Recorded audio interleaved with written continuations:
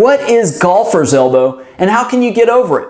I'm Dr. David, orthopedic surgeon, sports medicine specialist, and author of That's Gotta Hurt, The Injuries That Changed Sports Forever.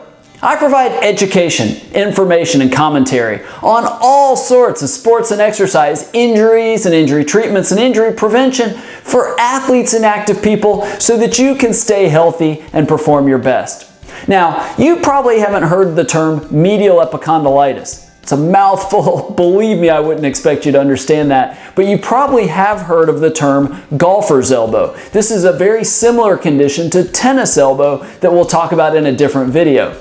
But golfer's elbow is what's called medial epicondylitis. And this is a source of a nagging elbow pain that affects not just golfers, but all sorts of active people. And it's not even just athletes. It could be people that do some repetitive motion at work. But it's a problem that causes pain on the inside of the elbow. What it is it typically is a small area of degeneration within the tendons right off that bony prominence on the inside of your elbow, the medial epicondyle. And these are the muscles and tendons that flex your wrist and pronate your forearm or turn it face down. So a lot of times those activities bother you.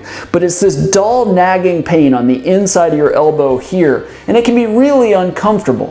Fortunately, it very, very rarely needs surgery. There's a lot of simple things that we can do to help you get over it if, when you go see a doctor, that's what we think it is. And a lot of times we'll get x-rays to make sure there's no arthritis or other kind of issues, but based on your symptoms and our exam and essentially negative x-rays, we rarely need to get an MRI unless it's just not getting better. So we usually do a few things to try to get you better. One is, and I think probably the most important, is have you work with a physical therapist. They can do a lot of stretching of this area, strengthening not just these muscles, but muscles all around the arm and shoulder to take pressure off that area and get it to heal that way. The physical therapist might try modalities like ultrasound or e-stim, maybe that's helpful, maybe even dry needling, and a lot of times that can be helpful. Sometimes physical therapy is all you need to do.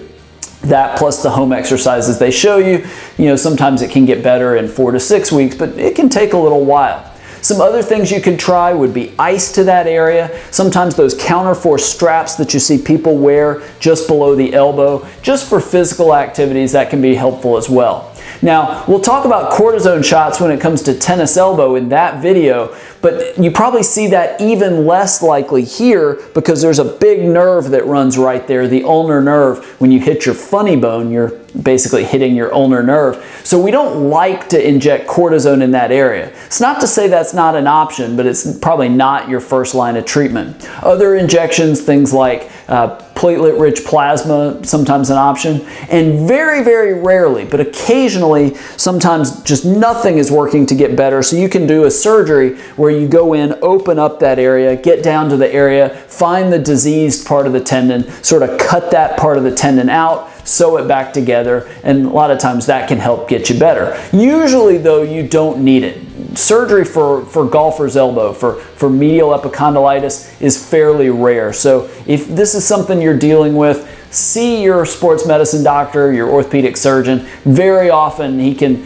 or she can get you, some simple treatments that's going to get you back to whatever it is you love to do without surgery. All right, have you suffered golfer's elbow and how did you get over it? Did you go to physical therapy? Did you wear a strap or a brace? I'd love to hear your experience, and honestly, I think people watching all around the world would love to hear what you have to say as well. So below this video, please share your experience so we can all learn what worked or maybe didn't work for you.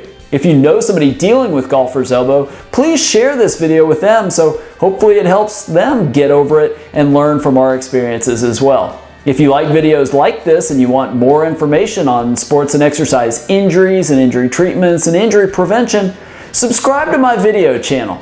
I record 2 or 3 of these videos every single week, and if you subscribe, they'll get delivered directly to you. Thank you so much for watching. Remember to share this if you know somebody dealing with golfer's elbow, and I look forward to seeing you right here next time.